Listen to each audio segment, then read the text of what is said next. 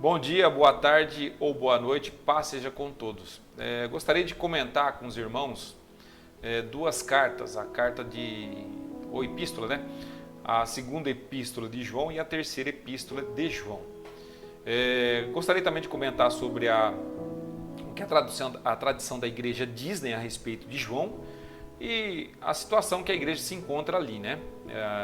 Para quem que as cartas foram endereçadas, o porquê desses tratados, né? A tradição da igreja, ela aponta João como sendo a pessoa que evangelizou a cidade de Éfeso, a Tessalônia, a Ásia, toda a terra ali em torno de Coríntios, Acaia e os termos ao redor, né? Ele também efetuou ordenações aos líderes, né? E permaneceu ali com o ofício de guia ou líder, né? E supervisor dessas igrejas. Policarpo, bispo de Esmirna, ele é considerado um dos mais fiéis discípulos de João, conhecido como o pai dos cristãos ali na Ásia. Também conta o fato de João ser jogado em uma caldeira de azeite fervendo e sair dali de dentro ileso, milagrosamente. Tudo isso é contado segundo a tradição. Por exemplo, a Bíblia lá não fala a respeito dessas coisas, né? É a tradição da igreja. Na época em que João está escrevendo, ou foi ali exilado, era o imperador Domiciliano, né? Ele exila João na ilha de Patmos, onde João escreve o livro de Apocalipse. Quando ele retorna do exílio para Éfeso, ali ele escreve o Evangelho e as três epístolas, né? Primeira, segunda e a terceira epístola de João. Ela leva o nome, o Evangelho leva o nome de João, as epístolas também levam o nome de João. Elas foram escritas por volta do ano 90 depois de Cristo, né? Com seus 95 anos, mais ou menos, a igreja vivia uma época ali de grandes trevas, de perseguição, muito mal. A igreja era muito perseguida nessa época, né? Uma treva espiritual, muito complicado viver, era muito complicado ser cristão naquela época. E hoje nós temos uma mordomia enorme, né? E não damos valor às vezes, né? Mas vamos lá, continuando.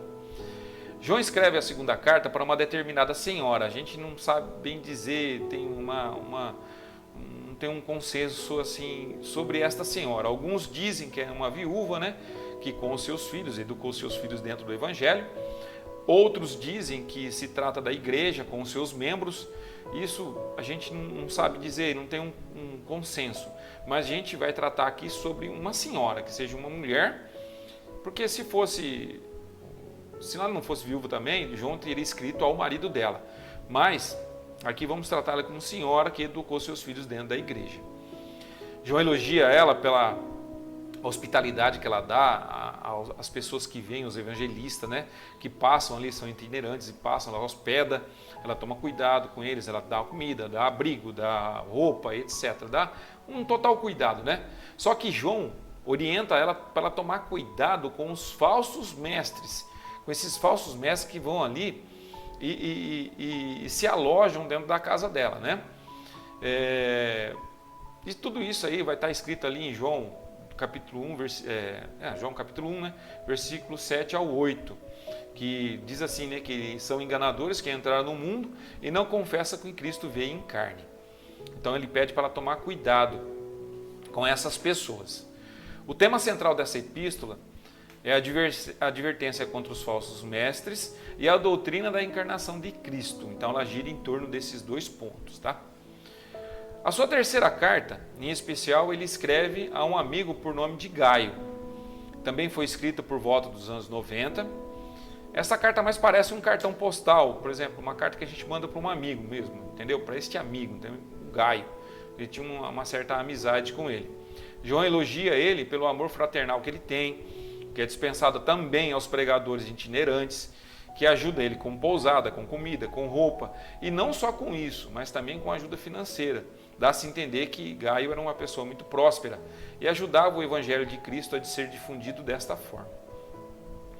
João também nesta carta, ele dá nome aos líderes, aos maus obreiros, né? Coisa que ele não fez na carta passada, na segunda. E nesta ele já cita Diótrefes, que ele está criando, ele está causando uma certa distensão dentro da igreja. Ele está causando brigas, intrigas e contenda. Por quê? Porque ele tem um interesse por cargos eclesiásticos, ele disputa cargos eclesiásticos. Ele quer tomar à força os cargos de outras pessoas, até mesmo a posição de líderes, à força, entendeu? Ele não hospeda as pessoas que passam lá, que para levar o evangelho, ele não dá hospedagem. Ele proíbe os seus liderados de hospedarem essas pessoas que são enviados pelo apóstolo João. E outra coisa que é horrível, ele começa a falar mal do apóstolo João e também dos outros apóstolos que foram martirizados, né?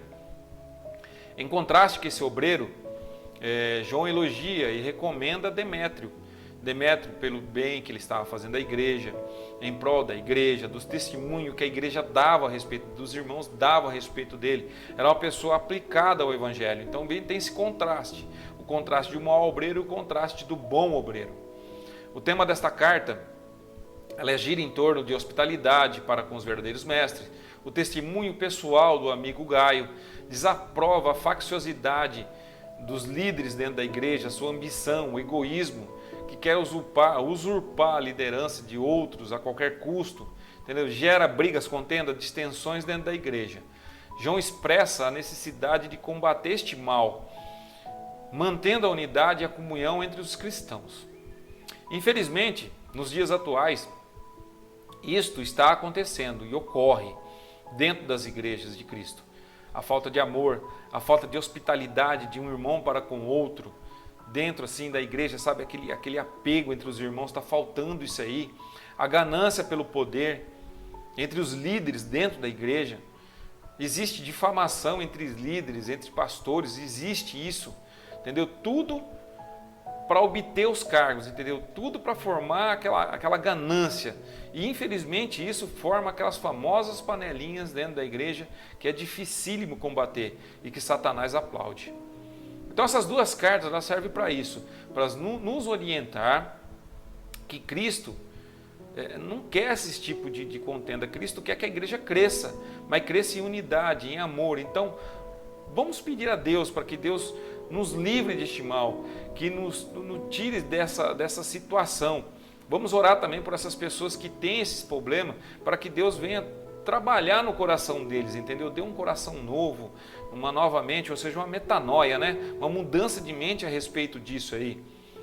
E pedir a Deus para que nós não possamos, né, cair neste erro, assim como Diótrefes, né, tinha esse desejo de cargo, essas coisas. Vamos eliminar. Eu gosto muito de falar que eu sou como João Batista, né? Que Cristo cresça e eu desapareça, que João não era digno nem de desatar os nós das sandálias de Cristo. Eu não sou digno nem de tirar o pó da sandália de Cristo. Que ele cresça e eu desapareça, porque quem tem que estar sobre o holofote é Cristo, é o Evangelho, é Deus e não a gente. Então, João, como último apóstolo vivo, declara essas duas cartas, faz essas duas cartas, para que nós possamos ter esse entendimento e conhecimento. Espero que os irmãos tenham entendido, em poucos minutos, isso que eu falei a respeito dessas duas cartas, e que Deus abençoe a nossa vida em nome de Cristo Jesus. Amém.